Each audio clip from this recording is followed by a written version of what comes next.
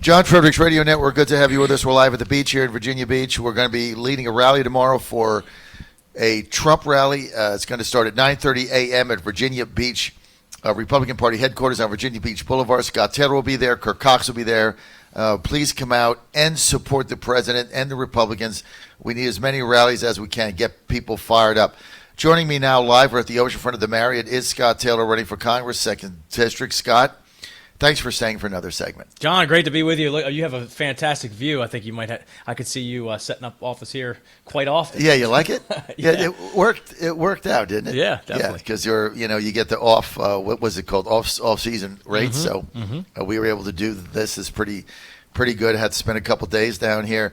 All right, Scott Taylor, we're going to get the polls and all that, but I got to get to your debate yesterday, the Chamber of Commerce debate that Ann and I came down. My wife Ann, big fan of yours, came down to see you. So the first thing is, I forgot to say this, everybody, Chris Saxman was the moderator. I thought Saxman did a fabulous job. I thought he did. I thought he was tough and fair, he cut me off a couple times, but he should have, because I was out. I was speaking out of line. I thought he did a good job.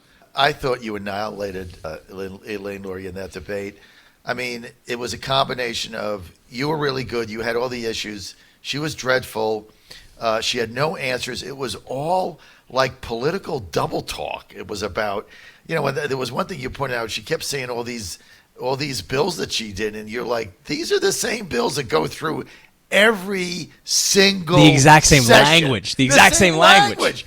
All you did was vote for it, like 428 other people. Yeah, sure. Look, I think, she has a history now of claiming credit for things, embellishing and claiming credit that she didn't do personally. She was talking about the COLA allowance for VA disability, which would be the example.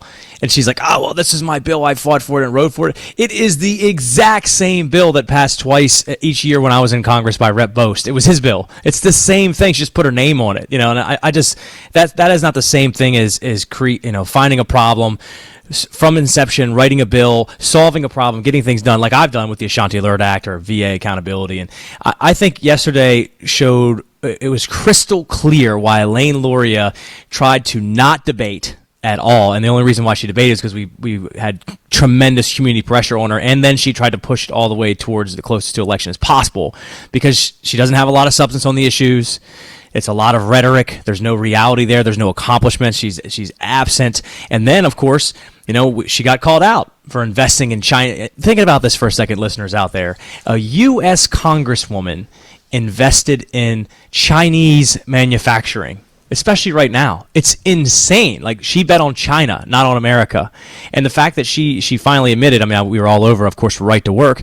She admits that she wants to repeal the right to work law in Virginia, which is the cornerstone of our competitive business climate. And furthermore, if you're out there listening and you're a worker, what it means is she would force you to give up the hard-earned money that you make to a union, whether you agree with the union, with their political donations to people like her that send out nasty ads, or not. So not giving you the choice to join a union if you so choose, which I support, but forcing you in a union, forcing you to give your money to a union whether you want to or not. And to me, that's theft. And trying to mandate it from the federal level, it's crazy. Well, that was her position. And so, repealing right to work in Virginia hurts workers, hurts businesses, it hurts everything, and it hurts our ability to attract new business and new jobs that come in. When you pressed her on China, you pressed her 3 times, she had no answer. Finally, her only rebuttal was, well, if you want to talk about finance... She said, she's like, you have a bankruptcy. That is a lie, and that's verifiably. I don't have any bankruptcy at all. You never claimed bankruptcy. Never, so not one time. About? I don't know. Elaine Luria has this whole campaign has just straight up lied about stuff and just attacked and had the nasty smear campaign in Virginia. There's a reason for that because she's ineffective, she's absent, she's unaccountable. She doesn't want to talk about her record or lack thereof, so they just smear. Period. So I thought it was my sister wrote something on Facebook. She's like, because of course my family is way more upset about this than I am, right? People care about you. And and my sister's, she's a very sweet lady, but she's super tough. Trust me, I've seen her in action before. And she's like, how can she just sit there and lie about you? How is she able to just do that? And, the reality is, and I've said this to a lot of people who ask the same question to me, if Elaine Luria sent ads out or talked like she does about me to a private citizen, they would sue her for millions of dollars. Millions of dollars. But as you know, John, if you're a public figure, it's a higher burden. You can say whatever the hell you want, Right. But I think some of the negative ads she has are backfiring. I was talking to this about somebody the other day who reminded me of this, that she said it was a female. She said, it kind of reminds me of the last 8 days of the Randy Forbes campaign. Oh, that God, debacle where, they got a polling number. They were in trouble. So La Savita launched this barrage of just negative ads that, they had all the money to spend, obviously, and you were now spent 15-1. And the person said the reason Taylor won their race by 10 instead of 3 or 4 is because they backfired. Yeah. And it gets to the point of diminishing returns. And she's got one ad now with some guy that said he had COVID, and then you're at a fundraiser, and a couple people don't have masks on, and I saw that ad, and I'm like, oh, I don't want to be with that guy. I want to be with Taylor's people having fun. Yeah, they're all there. They're all smiling. That guy's like whining. They're all fun. The guy was whining, and everybody else is having fun. And like, I want to go to that party. Totally. And by the way, that party, that was when we won election. That was when we won the primary election. Like that's the what they're talking about. And everyone's sitting at a table. They're all they're in a restaurant adhering to the governor's executive order at the time, which was in June. So there's like nothing that's wrong there either. And as you said, like the video, and this is one of the things I think that Elaine Luria has done very poorly over this whole race with her negative ads is, a lot of times when you do a negative ad, you make somebody look terrible. But like the footage is actually good. It makes us look good. And that guy's just sitting there whining. Go there. You're like who wants to hang out with that guy whining? And I mean the reality is, and furthermore, I'm the one who helped bring 200 tons of PPE to this area and supplied the whole hospital. So the same guy that's whining in that video, so that he didn't give COVID to the first responders, they were wearing PPE that I helped supply. And she actually, that segment, she was I have to give you credit where she was very gracious. Mm-hmm. She thanked you for doing that. True. And without a but and without a rebuttal. She just said, she took her 30 seconds and said, well, I just want to thank Scott Taylor. He did bring those here and help the region, and I just want to say thank you for doing that. I thought that was a classic. That was classic. Yeah, that was classic. But the number of times, ladies and gentlemen, the format was they each had 2 minutes, and then they had 30, 30, 30, 30, and there was about 5 minutes that she just gave up and said, I don't have anything else to say. It's like she couldn't wait to get out of there. Oh, yeah. So I think they either think they have a lead or they're trying to run out the clock. And then, of course, the fake C and U poll came out. Let's talk about that. Yeah. It's crazy. The phony poll. So let me preface this by saying, we've had like 5 polls, right? And the polls that we had throughout this whole race have been very consistent. We've been up 2 to 4, and then in October things got really screwy. I mean, we had a poll that was up 8. We were up 8, and then you see this one says we're down 7, right? Like, look, here's the deal. I'm not up 8. I'm not down 7. Mm-hmm. There's not a 15-point swing in this district, right? Period. The reality is it's a close race, and it's going to come down to turnout. When I look at the president obviously has and the presidential race has an outsized impact in this race. I usually run ahead of him slightly, up to 2 points or so. And so if the president does because there's going to be some crossover with Biden Taylor voters, there probably aren't going to be hardly at all Trump Luria voters. No, if right? if you're voting for Donald Trump for president, you're not going to vote for the girl who impeached him, Luria, the lady who impeached him. Let me say that because I got attacked because I said. When you look at that, and if the president does what he did in this district in 16 and wins the district, or he's close, then that puts us in a very strong position. Mm-hmm. If he doesn't, if he's down, so let's get to that poll because they're like, oh, the president's down 9 points. Yeah, right. Definitely not true. And then when you actually look at some of the stuff that they had in there, and by the way, I heard about this poll a couple weeks ago, and people were like, yeah, they were very, the questions were very against you. I heard about this like 2 or 3 weeks ago, And then it says in that poll that Elaine Luria has a 60% favorability rating and a 22% unfave. That is insane. That means that she's the most popular politician in Virginia. And let me tell you something. When you run a nasty smear campaign like her, that's impossible, right? And then they said that Elaine Luria was helped by her impeachment vote in this district. Yeah, right. That clearly means they oversampled Democrats, right? Clearly, that her favorability and unfavorability ratings in every one of our polls, every one of them is either upside down or 1-to-1.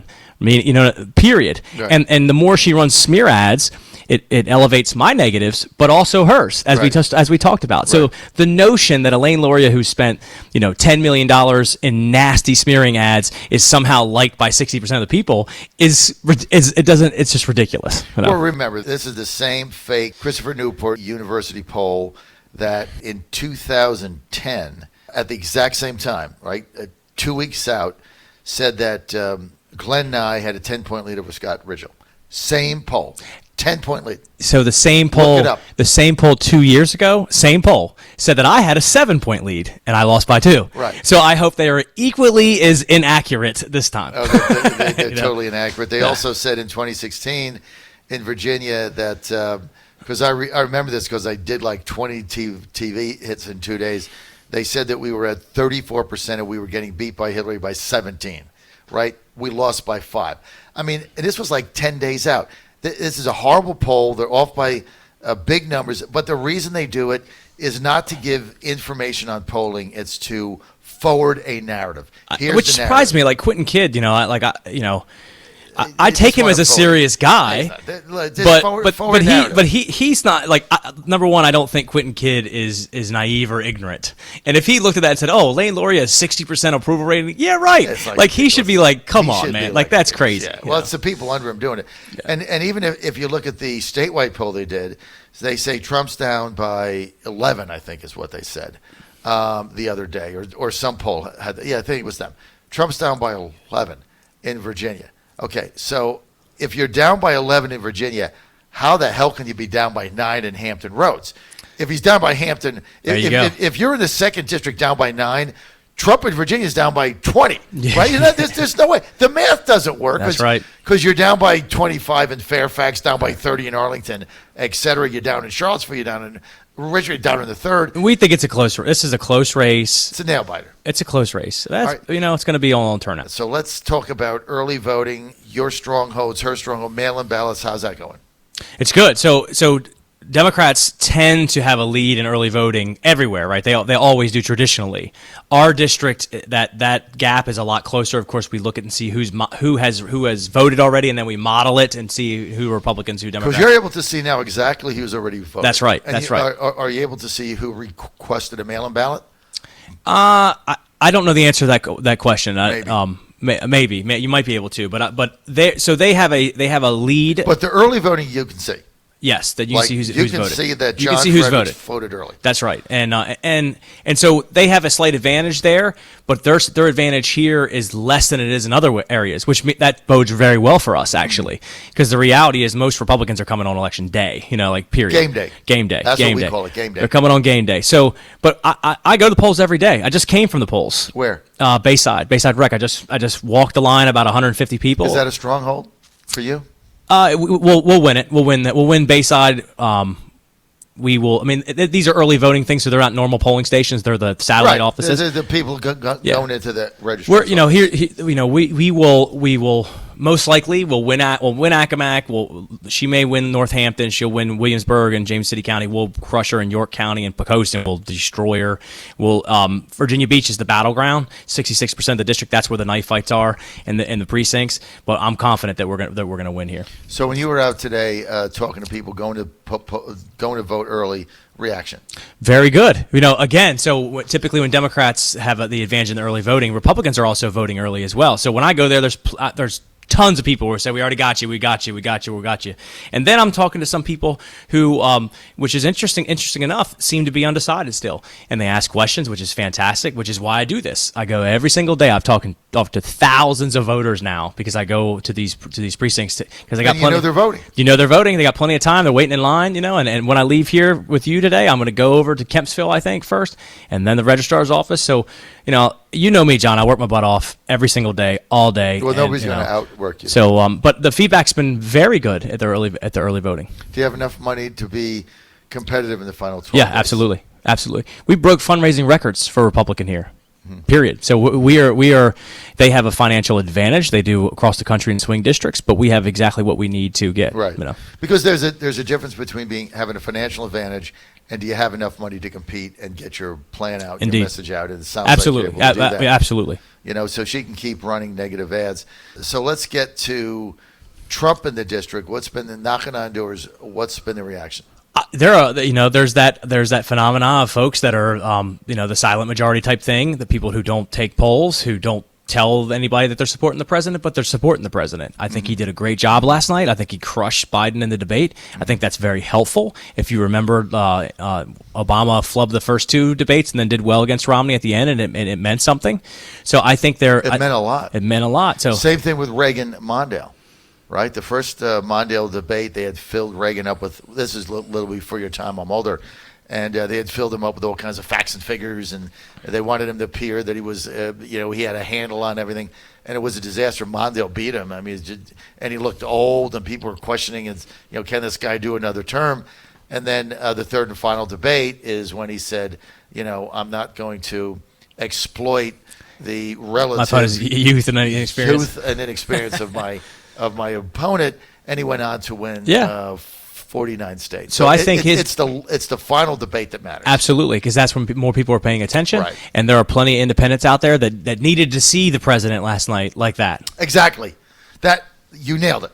They needed to see that. They needed to see it. The first debate, they saw everything that they hate about him. Indeed. Yelling, screaming, and it's like, I can't take 4 more years of this, tweets and all this stuff. Orange man bad. What they saw last night is the reason to put him back in. You're absolutely right. They needed to see that, say, okay, right thing to do. Indeed. Yeah. And we helped them out. Don Jr. was here this past week. Right. My team put together something in less than a week. We raised over $400,000 for the president for his campaign here in Virginia Beach, actually right across the street here, because we believe in him and we want him to be there for 4 more years. And we didn't want Biden to outrace the president here in this area, so we remedied that. And so I think he did great. I think that people saw what they needed to see.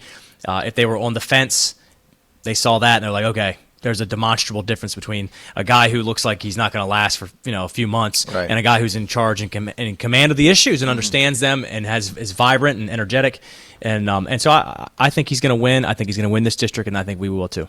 So how many days in Virginia can the mail-in ballots come in after game day? I don't think they can come in after that. I haven't heard that. So our state is they have to be postmarked and in. As far as I know, November postmarked, 3rd. but yes, yeah. So.